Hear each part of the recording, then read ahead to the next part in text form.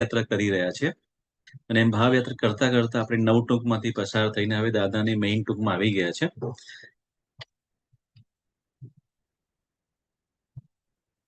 ઘરશાળા શરૂ કરીએ પહેલા તેજલબેનને વિનંતી કે એકવાર પ્રાર્થના કરાવી દેશો.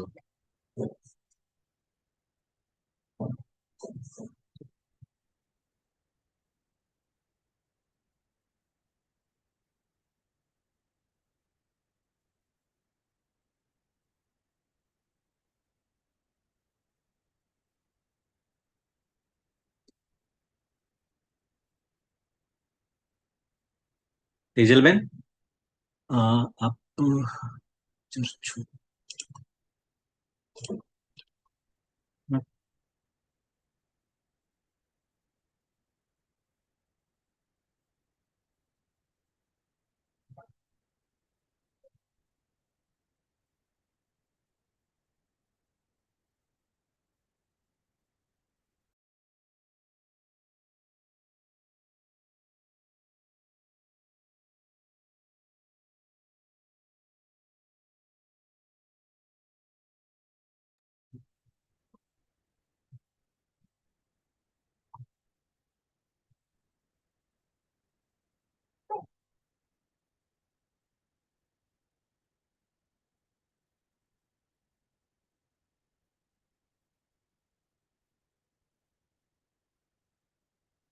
હા,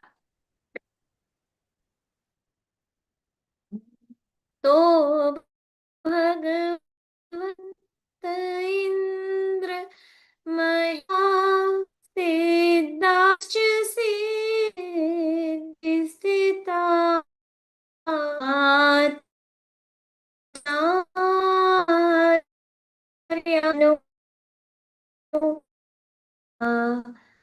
पूज्योपाध्यायका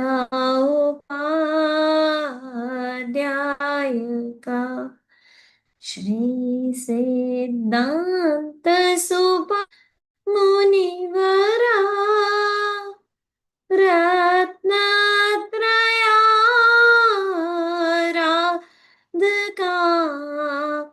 पंडितेर मेष्टिना प्रतिदिनम् कुर्वन्तु वो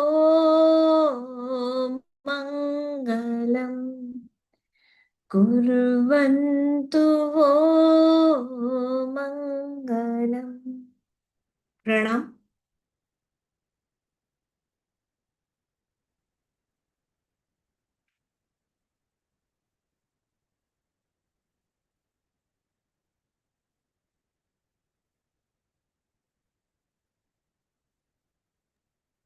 તેજલબેન, આપ ઘરશાળા શરૂ કરશો.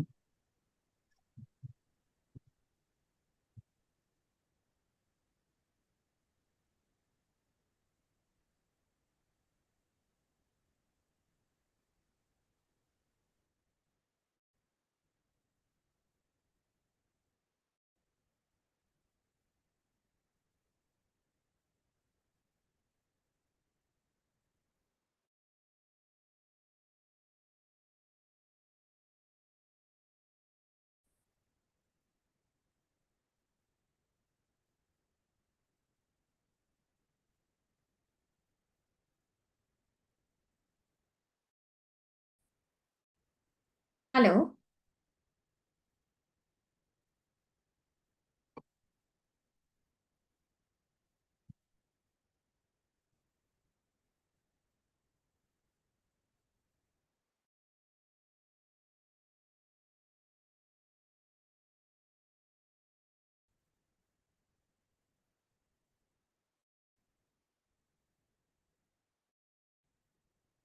हेलो.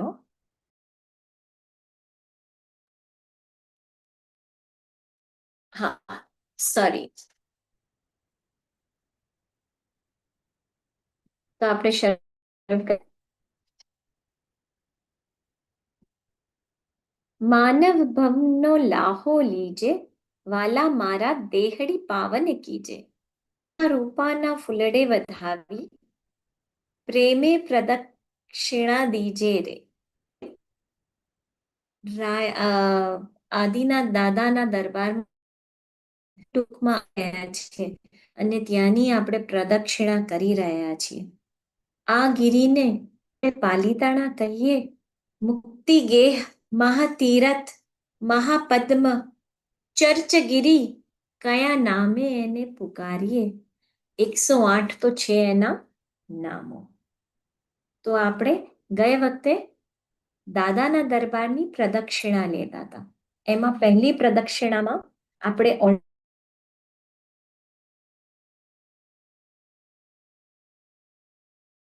જેમાં સૌથી પહેલા સહસ્ત્રફળાનું દેરાસર, સહસ્ત્રકૂટનું દેરાસર જોયું.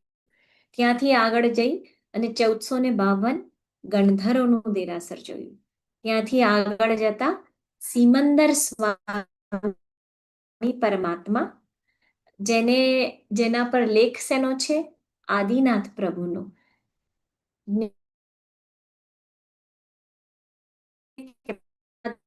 હવે સિમંદર સ્વામી પરમાત્મા છે. ત્યાંથી એ જ દેરાસરના રંગ મંડપમાં આપણે અંબિકા દેવી અને એમનું નામ ત્યાં આગળ શું લખેલું છે? અંબકા દેવી. અને આખી હિસ્ટ્રી જોઈ ગયા. એ જ દેરાસરમાં સરસ્વતી માતાનું પણ મૂર્તિ છે. ત્યાં આગળ પણ આપણે પ્રણામ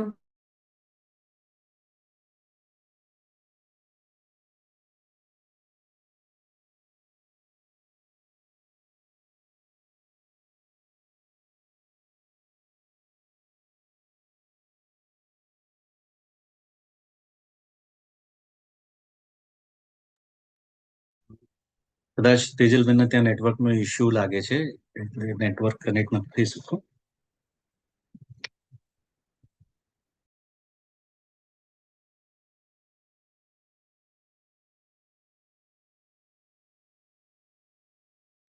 સોરી, ત્યાંથી આપણે બહાર નીકળીએ એટલે તરત જ આપણે આત્મારામજી મહારાજ સાહેબની મૂર્તિના દર્શન થાય છે. ત્યાં આગળ પણ આપણે મથયણ વંદામી કહી બીજી પ્રદક્ષિણા શરૂ કરી હતી. એમાં આપણે સૌથી પહેલું નવા આદેશ્વરનું દેરાસર જોયું હતું. એની પણ એકદમ રસપ્રદ વાર્તા હતી કે કઈ રીતે વીજળી ચમકી હતી. મૂળનાયક પરમાત્મા, જે અત્યારના મૂળનાયક છે, એમની નાસિકા કઈ રીતે ખંડિત થઈ હતી. નવી પ્રતિમાજી તારાચંદ શેઠે બનાવી હતી, પણ એ મૂર્તિ ત્યાં આગળ મુકાઈ નહીં અને નવા આદેશ્વરજી, જે વસ્તુપાલ તેજપાલનું જૂનું દેરાસર, એટલે એમને બનાવેલું દેરાસર હતું, એમાં મુકાઈ. કારણ કે અંદરના ભગવાન, આપણા ભગવાન હલ્યા જ નહીં. બરાબર. અને હવે આ જે નવું આદેશ્વર દાદાનું જે નવું દેરાસર, એટલે કે નવા આદેશ્વરનું દેરાસર જે કહેવાય છે, એમાં જ એક બાજુ આપણે જોઈશું પાછળ, હા, એટલે આદેશ્વર ભગવાન છે તો એમની સામે પાછળની બાજુ પગલા પણ છે, જે નવા પગલા પણ બનાવડાવ્યા હતા તારાચંદ શેઠે. પણ જ્યારે ભગવાન ના બદલ્યા તો પછી પાછળ જૂના જે પગલા હતા એના એ જ રહેવા દીધા, કર્માશાના પધરાવેલા, અને નવા મૂક્યા નહીં, નવા પગલાની પ્રતિષ્ઠા કરી નહીં. અને એની જ ભીત પર આ બાજુ બે જણા છે, આ બાજુ બે જણા છે, દર્શન કરતા હાથ જોડીને. એક છે દેશલ શાહના મોટા ભાઈ આશાધર અને એમના પત્ની રત્નશ્રી. આ કોણ છે? દેશલ શાહ, તો જેમને 15મો ઉદ્ધાર કરાવ્યો તો, બસ એમના મોટા ભાઈ ભાભીની પ્રતિમાજી છે, જાણે દર્શન ના કરતી હોય. અને આ બાજુ, બીજી બાજુ છે સમરાશા અને તેમના ધર્મપત્ની સમરક્ષી. એ કોણ? તો એ બે જણા દેશલ શાહના દીકરા અને વહુ. એ લોકોએ પ્રતિષ્ઠામાં બહુ આગળ પડતો ભાગ લીધો હતો, એટલે એમના પણ ત્યાં પ્રતિમાના દર્શન કરતી મૂર્તિ છે. આ લોકો બધાને આપણે પ્રણામ કહીશું અને હવે ત્યાંથી પણ એ દેરાસરમાંથી નીકળી અને આગળ વધશું. આ 15મા ઉદ્ધારની વાત આપણે કરવાના છીએ, પણ પહેલા 3 પ્રદક્ષિણા ફરી, આપણે ઓલરેડી બીજી પ્રદક્ષિણા પર છીએ, એના પછી આપણે ઉદ્ધારોની વાતો કરશું. હવે ત્યાંથી આપણે જેવા આગળ જઈએ તો ત્યાં આવશે આપણે સમેત શિખરનું દેરાસર. સમેત શિખર, એના પર 20 તીર્થંકરો મોક્ષે ગયેલા. 4 તીર્થંકરો ત્યાંથી નથી ગયા. હોમવર્કમાં આપું છું, વૈભવભાઈ લઈ લેજો. હા, બીજા કયા 4 તીર્થંકરો સમેત શિખરથી મોક્ષે નથી ગયા. હમ? તો મોક્ષે ગયેલા જે 20 તીર્થંકરો છે એમની ત્યાં આગળ મૂર્તિ છે, પ્લસ એમના ત્યાં પગલા છે. બધાને નમો જીર્ણાનમ કહીશું અને આગળ વધશું. નેક્સ્ટ 24 તીર્થંકર ક્યાંથી મોક્ષે જવાના છે? કોઈને ખબર હોય તો જરા ખાતું જો કરજો.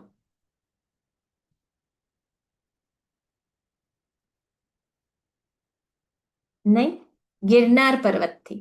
બાકી હવે આવનારી 24 તીર્થંકરો જે નેક્સ્ટ 24માં થશે એ બધા જ, એટલે કે શૈણિક રાજા ને રાવણ ને એ બધા જ ક્યાંથી જશે મોક્ષે? તો કે ગિરનાર પર્વતથી. ત્યાંથી થોડાક હજી આગળ જઈએ તો ત્યાં આવશે લટવાલા આદિનાથ. એટલે કોણ? તો કે એમને છે ને દરેક ભગવાન કેવી રીતે લોચ કરે? તો આપણે અહીંયા એવું વિધાન છે કે જ્યારે કોઈ દીક્ષા લે તો પહેલી વાર એમને આપણે અસ્ત્રાથી, એક નાઈ આવે અને એ અસ્ત્રાથી બધા વાળ કાઢી લે.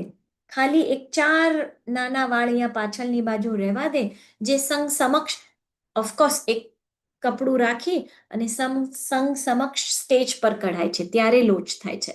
મમ મુંડાવેહ એવો એ એક આગાર માંગીએ ત્યારે એ ખેંચાય છે, પણ બાકીના બધા ક્ષેપ થાય છે. પણ તીર્થંકર પરમાત્મા પહેલી વાર પણ શેવ નથી કરતા, પોતાના હાથે જ પોતાનો લોચ કરે છે. અને કેટલી મુષ્ટિમાં લોચ કરે છે! આ બધા વાળ એક સાથે પકડીને ખેંચીને બહાર, આ બાજુના વાળ એક સાથે પકડીને બહાર, બે, ત્રીજી મુષ્ટિ પાછળ આ બાજુ, ચોથી અહીંયા, અને પાંચમી મુષ્ટિનો લોચ એટલે આખા દાઢી અને મૂછના વાળ. તો આદિનાથ પરમાત્માએ દાઢી મૂછના વાળ ખેંચ્યા, ઉપરના વાળ ખેંચ્યા, આ સાઈડના ખેંચ્યા, અહીંયાના ખેંચ્યા, 4 મુષ્ટિ લોચ થઈ ગયો. તો ઇન્દ્ર ભગવાને કીધું કે ભાઈ તમે આ તમારી ચોથી મુષ્ટિ જે લોચ છે ને એ ના કરો, કારણ કે તમારા પર વાળ બહુ શોભે છે. એટલે ઇન્દ્ર ભગવાનની જે વાત હતી એમને માન આપતા આદિનાથ પરમાત્માએ લોચ ના કર્યો, અને આ છેલ્લી જે અહીંયાની જે લટ હતી એ રહેવા દીધી. તો બસ એ લટવાળા, આમ સરસ લટ એમના ખભે આવતી હોય એવા લટવાળા આદિનાથ પ્રભુજી આપણે ત્યાં આગળ આજે 1452 ગંધર્વનું દેરાસર છે ને, બસ બરાબર એની પાછળના દેરાસરમાં આ મૂર્તિ આપણને દર્શન, આપણે એ મૂર્તિના ત્યાં દર્શન કરી શકશું. ત્યાં આગળ બી નમો જીર્ણાનમ કહી અને અહીં આપણી ઓફકોર્સ આખું પતાવી અને પાછું રંગ મંડપમાં વચ્ચે આવીએ એટલે આપણી બીજી પ્રદક્ષિણા પતી જાય છે. હવે આપણે શરૂ કરી ત્રીજી પ્રદક્ષિણા. ત્રીજી પ્રદક્ષિણા 5 ભાઈઓના દેરાસરથી શરૂ થાય છે. અને એ 5 ભાઈઓનું દેરાસર કેમ કહેવાય છે? કારણ કે 5 ભાઈઓએ બનાવેલું, બસ બીજું કોઈ સવિશેષ કારણ નથી. આ દેરાસર ક્યાં છે? તો પુંડરીક સ્વામીનું દેરાસર અહીંયા સામે જોઈ લો, એની બાજુમાં. અને ત્યાંથી આગળ જઈએ એટલે કોણ આવશે?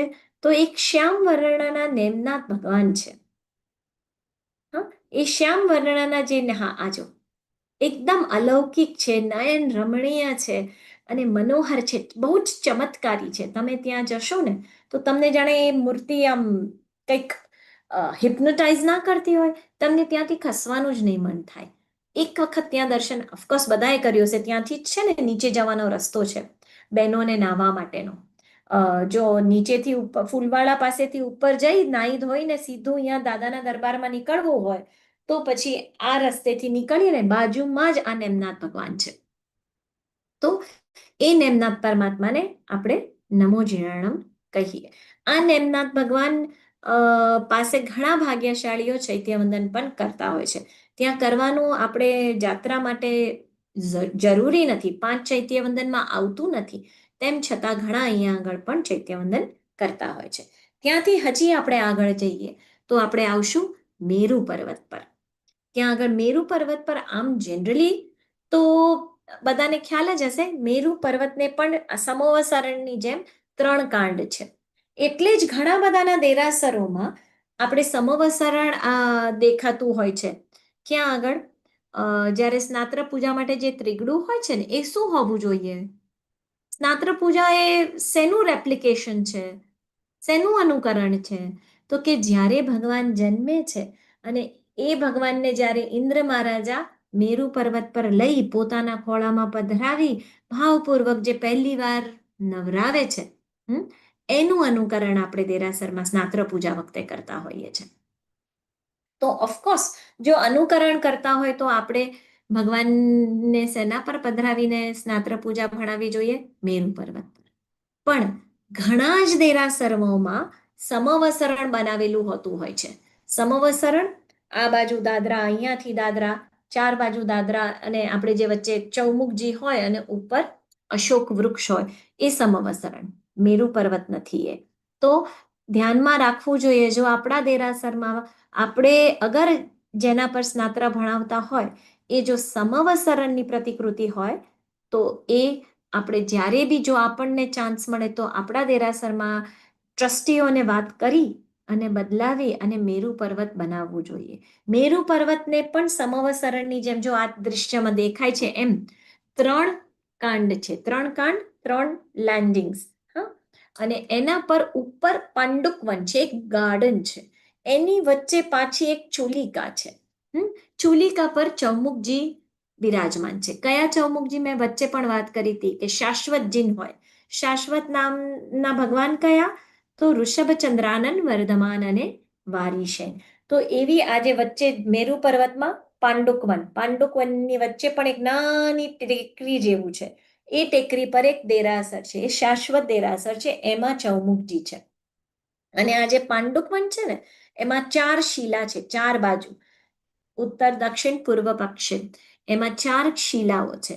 એમાં જે ઉત્તરની શિલા અને જે દક્ષિણની શિલા છે, હા, એટલે ઉત્તરની શિલા અને દક્ષિણની શિલા બંને પર એક એક સિંહાસન છે.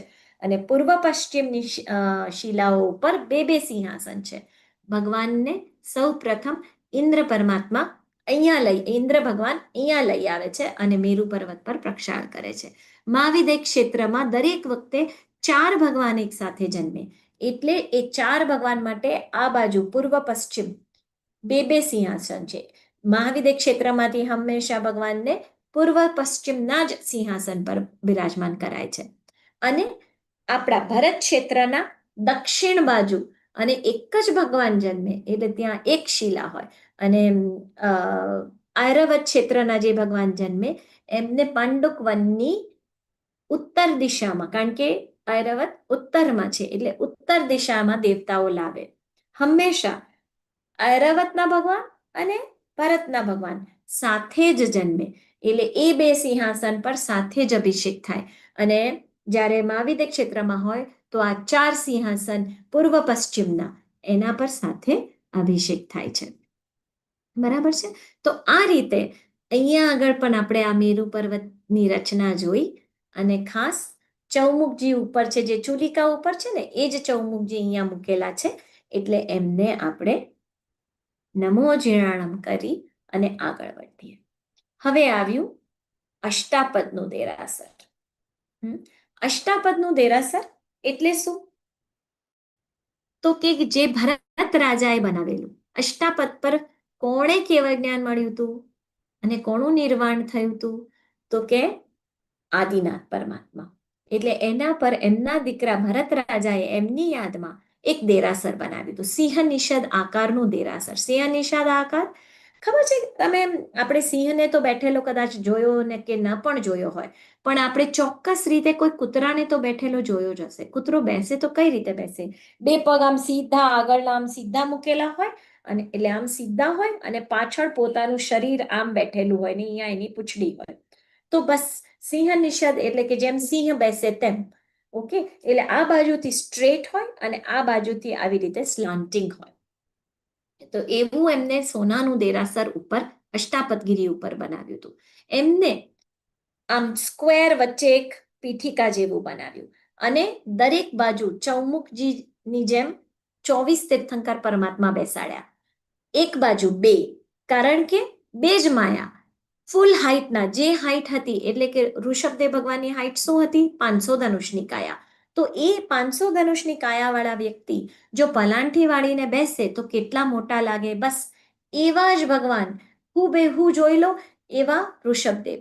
અજિતનાથ ભગવાનની હાઈટ 450 ધનુષ.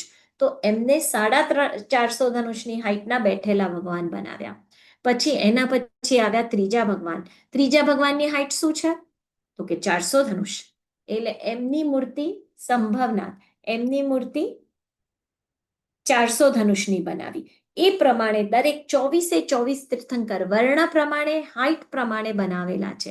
પણ હજી પણ એમને એક ખૂબી ઉમેરી કે દરેકની નાસિકાઓ એક સરખી, એટલે કે દર્શન કરનારે ઉપર નીચે આમ ના દર્શન કરવા પડે, બટ એક જ લાઈનમાં બધાના દર્શન થઈ શકે. અને એમને એક બાજુ મૂક્યા તો જે વિથ હતી એમાં બે જ માયા, બીજી બાજુ ઓફકોર્સ નાના ભગવાન થઈ ગયા, રાઈટ, હાઈટ ઓછી થઈ ગઈ, એટલે 4 માયા. એની પછી 8 માયા અને એની પછી 10 માયા. એમ કરીને આપણે બોલીએ છીએ ને સિદ્ધાણમ બુદ્ધાણમમાં, ચત્તારી અઠ દસ દોયા. બસ એ જ રીતે એ જ નંબર પ્રમાણે ચારે દિશામાં ભગવાન ગોઠવ્યા હતા. કોણે? ભરત રાજાએ. બસ તો એની પણ અહીંયા રૂપરેખા જોઈએ. 24 ભગવાન ત્યાં હતા. પણ પાલીતાણા પર જે અષ્ટાપદ પર્વત છે એના ઉપર આદિનાથ પરમાત્મા 6 છે, ધર્મનાથ પરમાત્મા 6 છે, શાંતિનાથ પરમાત્મા 4 છે, પદ્મપ્રભ સ્વામી 3 છે. ધ્યાનમાં રહે, પદ્મપ્રભુ એમ ના બોલાય. કેમ? કારણ કે એમનું નામ પદ્મ નહોતું, એમનું નામ પદ્મપ્રભ હતું. એટલે જો આપણે પ્રભુ એડ કરવું હોય તો પદ્મ પ્રભ પ્રભુ ઓ પદ્મ પ્રભ સ્વામી, બરાબર. પણ પદ્મ પ્રભુ આપણે એમને શોર્ટ નામથી બોલાવાય નહીં. એટલે આ પદ્મ પ્રભ પ્રભુ ત્યાં 3 છે. અનંતનાથ ભગવાન 2 છે. ચંદ્રપ્રભ પ્રભુ 1 છે. અગેન ચંદ્રપ્રભ અને પ્રભુ, હા, એટલે 1 છે. પાર્શ્વનાથ ભગવાન 1 છે. મહાવીર સ્વામી ભગવાન 1 છે. એમ કરીને 24 તીર્થંકર મૂકેલા છે. નહીં કે આપણા જે 24 તીર્થંકરો વર્તમાન 24 છે, દરેકની એક એક મૂર્તિ ત્યાં નથી પધરામાં આવી. હવે આ અષ્ટાપદ પર્વત પર વીણા વગાડતા રાવણ પણ દેખાય છે, જોવા મળે છે. એમને આ વીણા જ્યારે વગાડતા હતા ત્યારે મંદોદરી રાણી, એમની પટરાણી ત્યાં નૃત્ય કરી રહ્યા હતા. ભગવાન સામે ભાવભર્યું નૃત્ય કરતા હતા. અને એ જ વખતે રંગમાં ભંગ ન પડે એના માટે રાવણે પોતાની નસ ખેંચી અને જે તૂટ્યો તો તાર વીણાનો એને જોડ્યો. કારણ કે વગાડતા હતા વીણા, મંદોદરી રાણી ભાવપૂર્વક નૃત્ય કરતા હતા અને એક તાર તૂટી ગયો. હવે આ તાર તૂટી જાય ને જો એ સ્ટોપ કરે તો મંદોદરી રાણીના ભાવ પડી જાય. તો એમના ભાવ ત્યાંના ત્યાં ટકી રહે એમ એટલા માટે એમને પોતાના નખથી ચામડીને જરાક ચીરી અંદરથી નસને ખેંચી અને બહાર કાઢીને વીણાના તારની જગાએ પોતાની નસ જોડી અને વાજિંત્ર વગાડવાનું ચાલુ રાખ્યું. બસ આ કાર્યના લીધે જ એમને તીર્થંકર નામ કર્મ ઉપાર્જન કર્યું હતું આ અષ્ટાપદગીરી પર. એટલે એ વીણા વગાડતા રાવણ, નૃત્ય કરતા મંદોદરી રાણી પણ અહીંયા દેખાય છે. પછી સૂર્ય કિરણને પકડીને ગૌતમ સ્વામી આ ગીરી ચઢ્યા હતા. બસ તો એ પણ ચિત્ર અહીંયા મૂકેલું છે. ગૌતમ સ્વામીજી જાણે સૂર્યના કિરણ પકડીને ઉપર ચડતા હોય. તો આની વાર્તા પણ આમ છે કે તમને ખબર છે કે ભગવાન મહાવીરે જેને જેને દીક્ષા આપી ને એ બધા મોક્ષે નથી ગયા. પણ ગૌતમ સ્વામીએ જેને જેને દીક્ષાઓ આપી તે દરેક વ્યક્તિ ને કેવળ જ્ઞાન થયું છે અને દરેક વ્યક્તિ મોક્ષમાં ગયા છે. અને એ પણ એમની પહેલા ઘણા ખરા. તો એવું બન્યું હતું કે એક વખત જ્યારે ગૌતમ સ્વામી એકદમ હતાશ થઈ ગયા કે આ શું, આમને પણ કેવળ જ્ઞાન. એમને થયું કે મને ક્યારે.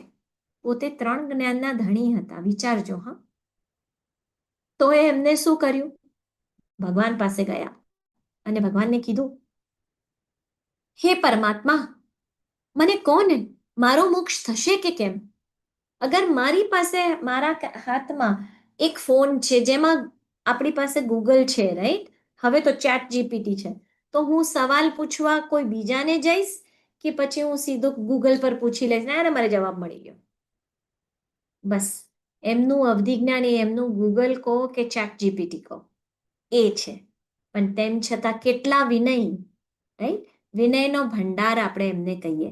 આપણે કહીએ જ છે કે ગૌતમ સ્વામીની લબ્ધિ હોજો, પણ એ માંગીએ તો છીએ જ, પણ લબ્ધિ કરતા પણ એમની પાસે એમનો વિનય માંગવો જોઈએ. એમનાથી વધારે કોઈની પાસે વિનય જોવામાં આવ્યો નથી આ અવસર પેઢીમાં.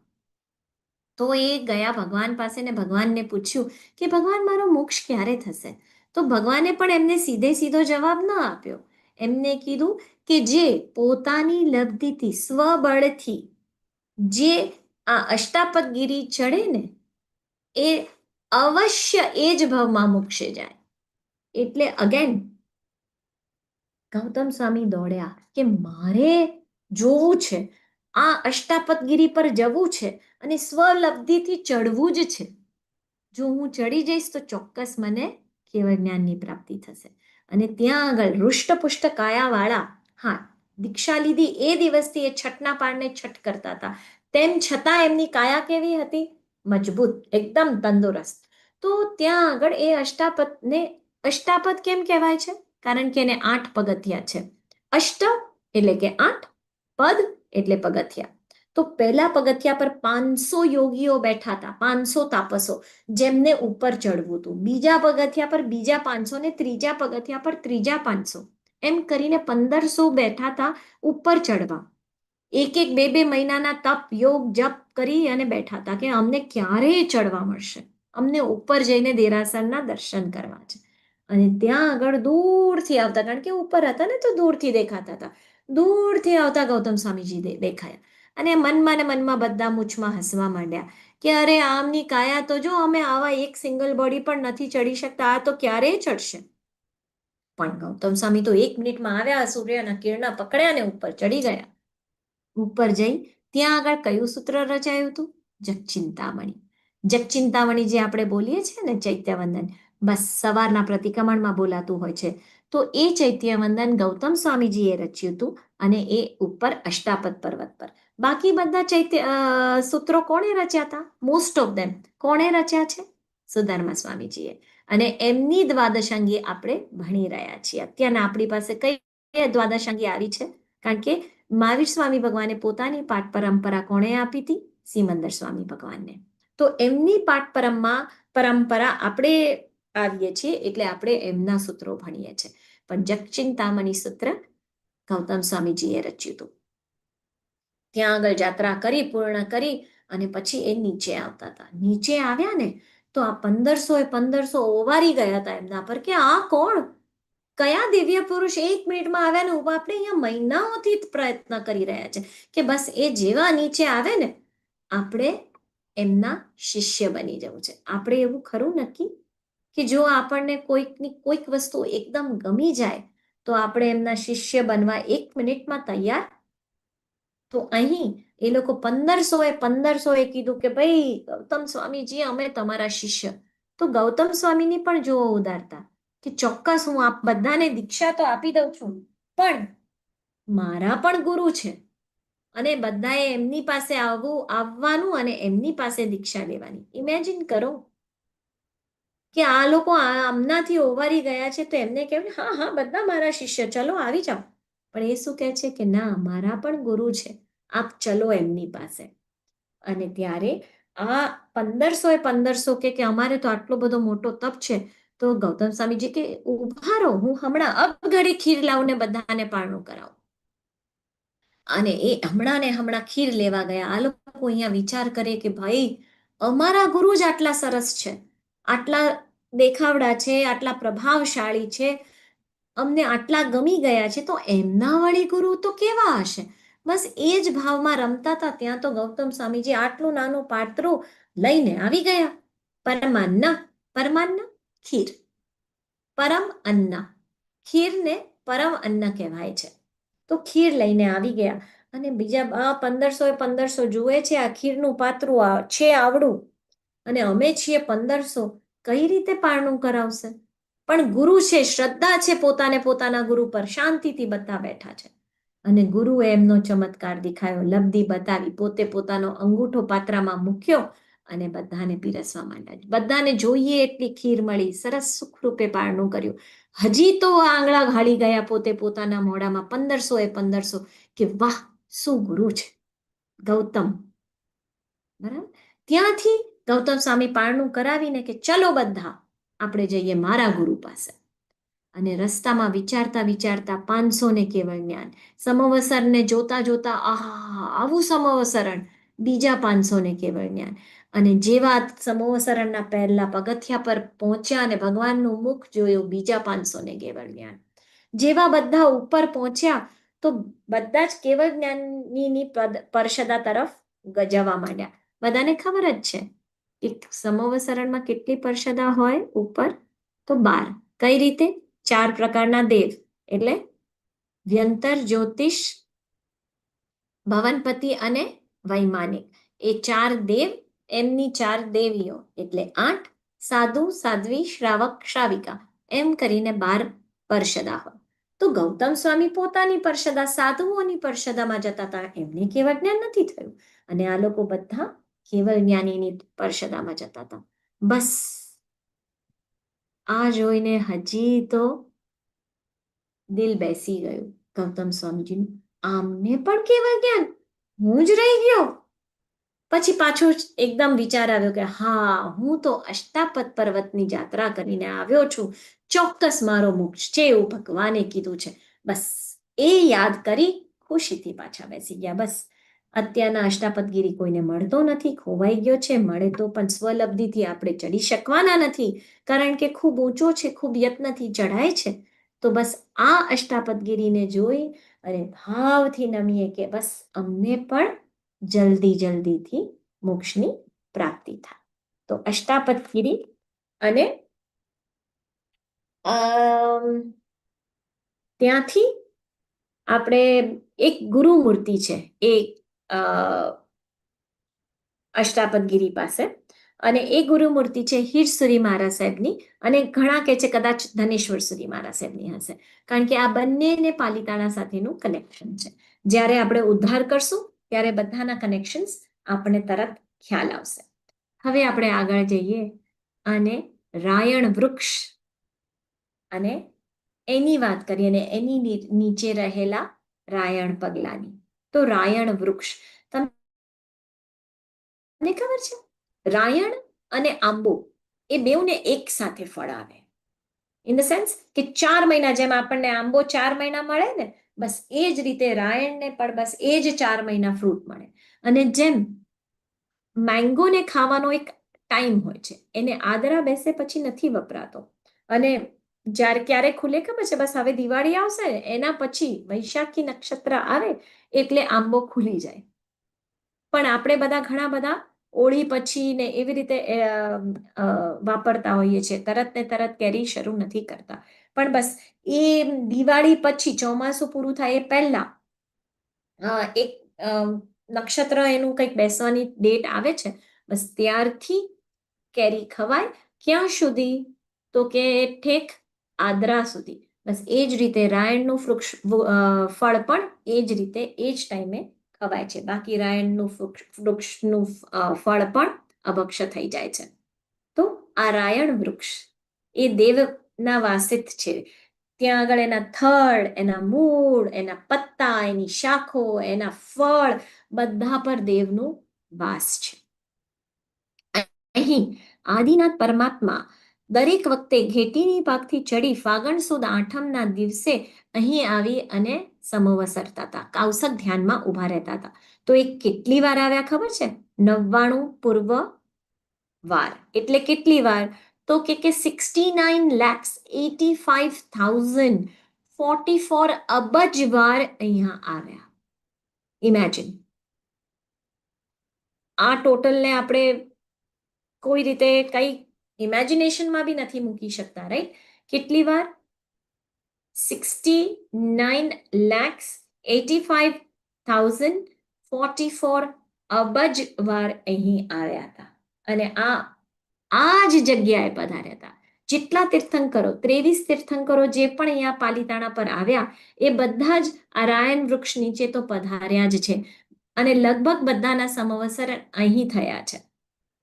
મહાવીર સ્વામી ભગવાનનું સમવસરણ નીચે બાબુના દેરાસર પાસે થયું છે, પણ અહીંયા આગળ બધાના મોસ્ટલી બધાના અહીંયા થયા છે. તો આ નહીં, ત્યાંના પગલા ક્યારે પધરાવાયા હતા?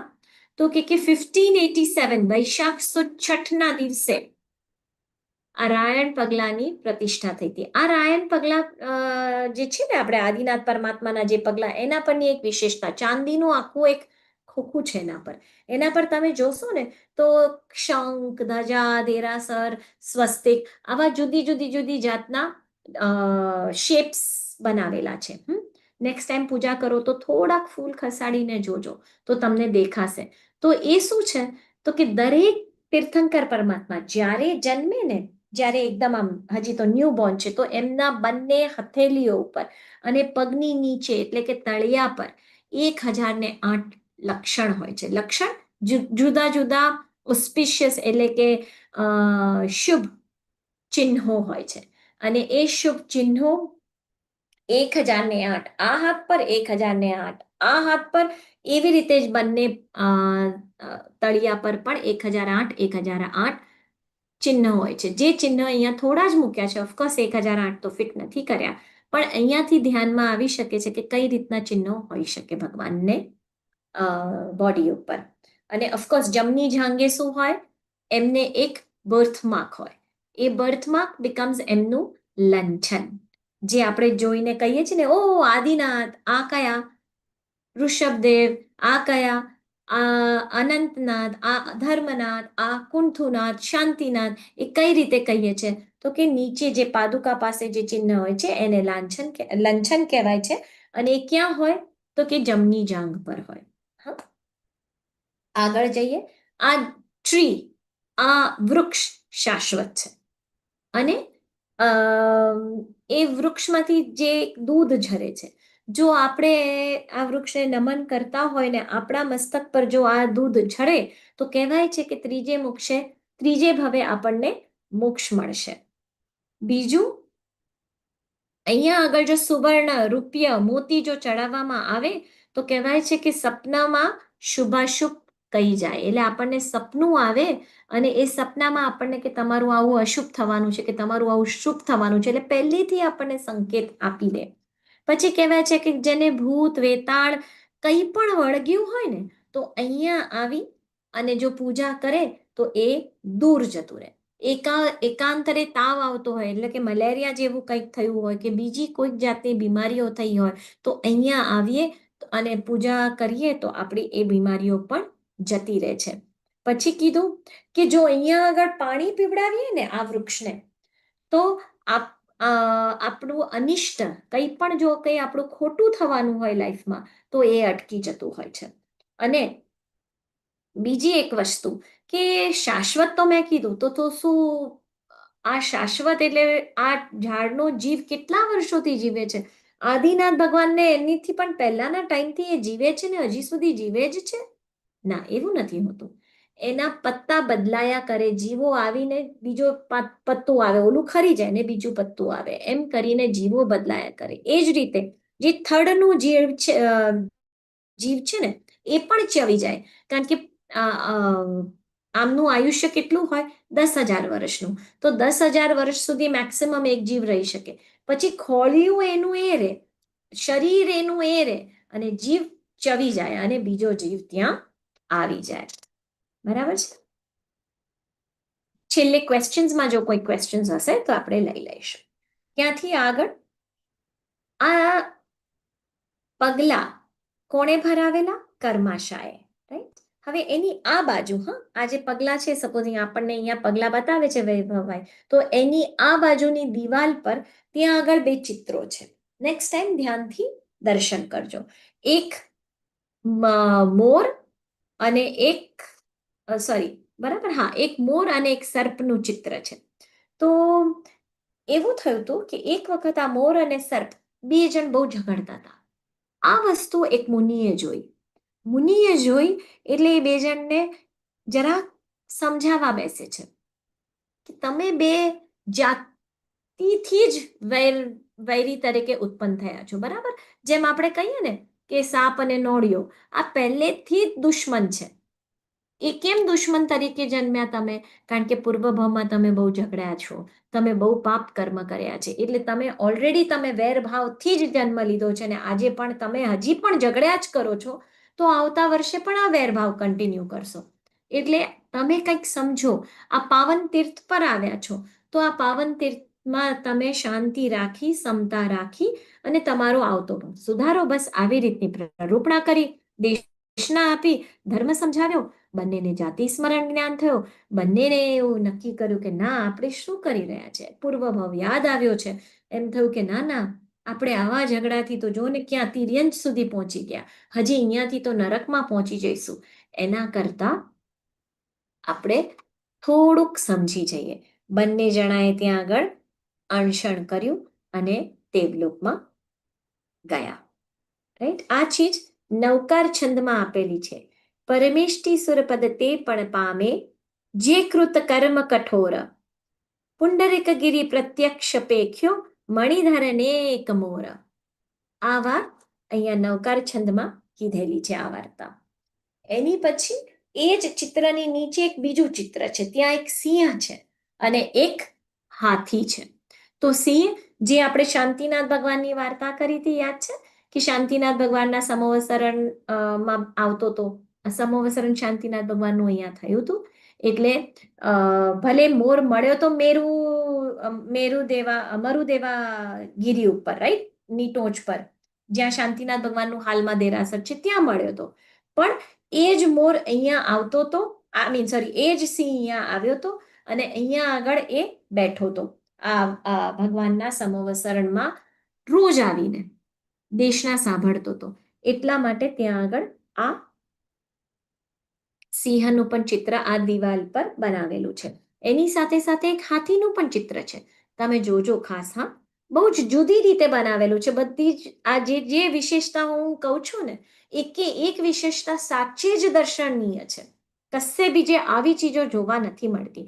ત્યાં એક હાથી છે, બહુ પ્રાહ્ય એ હાથી બહુ ખબર નથી, ચોપડીઓમાં પણ એ જ પ્રમાણે મળે છે કે ખબર નથી બહુ, પણ કદાચ આ હાથી એટલે મૂક્યો છે કારણ કે એક હાથી જે તિર્યંશ હતો, આ 3 તિર્યંશ મૂક્યા હતા, ચોથો પણ મૂક્યો કે જે પાર્શ્વનાથ ભગવાનની કલિકુંડ, બરાબર, ત્યાં આગળ જે બહુ ભક્તિ કરતા હતા ને, સૂંઢમાં પાણી લાવીને પ્રક્ષાળ કરતા હતા, ફૂલો લાવીને પગમાં મૂકતા હતા અને દેશવિત્તી ધર્મનું પાલન કરતા હતા, એવો જે હાથી હતો, એ હાથીનું અહીંયા ચિત્ર હોવું જોઈએ એમ મનાય છે. ત્યાંથી હું એક આગળ લઉં કે પછી? આઈ થિંક ના, પછી છે ને આ રાયણ પગલા ને એની બાજુનું પતી ગયું. હવે આપણે એની અંદરની દેરીમાં જવાનું છે અને એ દેરીમાં 3 ચીજો છે. એટલે આપણે આજે અહીંયા સુધી રાખીએ, અહીંયાથી આગળ નેક્સ્ટ ટાઈમ લઈશું. ઓકે બેન. ભગવાનની આજ્ઞા વિરુદ્ધ કંઈ પણ બોલાઈ ગયું હોય તો ત્રિવિધે ત્રિવિધે મિચ્છામિ.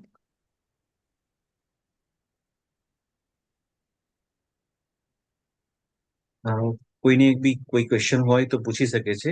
1 મિનિટ આપણે ક્વેશ્ચન લઈ શકીએ.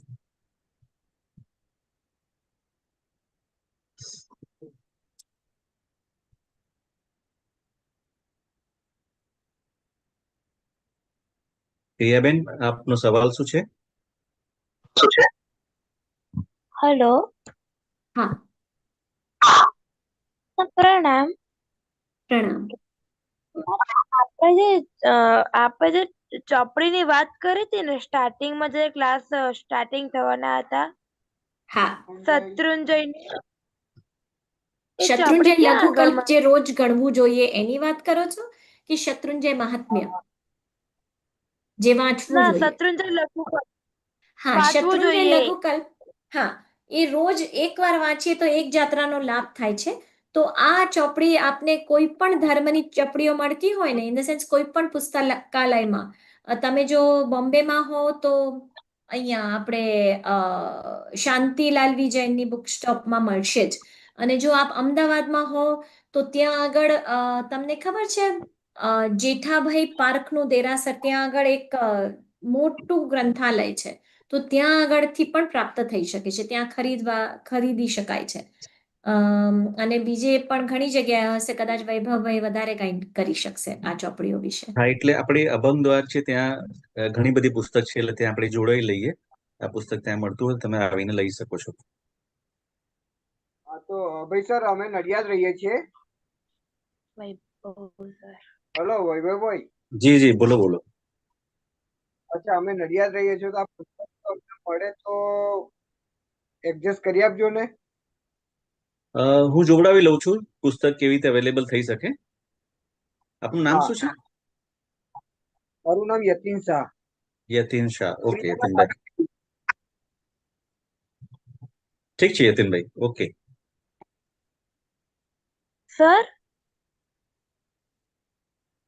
હેન્ડ રેઝ કરજો. કોણ બોલો છો આપ? હું ક્રિયા જ બોલું છું સર. અચ્છા, ઓકે. મંડે ક્લાસ નતા, હું ક્લાસમાં અટેન્ડ નથી તેની એ આવશે લિંક. મંડેના ક્લાસની એટલે ટ્યુઝડેના ક્લાસની લિંક કૃણાલભાઈ ઓલરેડી ગ્રુપમાં મૂકેલી છે. હા, ગ્રુપમાં મૂકેલી છે એટલે તમે એક્સેસ કરી શકશો. ઓકે. આપણે પ્રણામ. મંગળ અને શુક્રવારે 2 સેશન લેવાય છે વીકમાં, અને સેશન હા, પત્યા પછી કુણાલભાઈ લિંક શેર કરે જ છે, જોઈ શકશો તમે. ઓકે. પ્રણામ. પ્રણામ.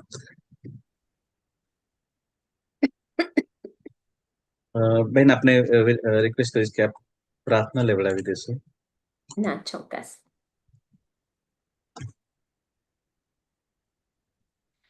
ठामेमि सव्वजीवे सव्वे जीवा खमन्तु मे मित्तिमे सव्वभुवेषु वेरं मच्चं न केणै शिवमस्तु सर्वजगता परहितनिरता भवन्तु भूतगणा दोषा प्रयान्तु नाशं सर्वत्र सुखी भवतु लोकः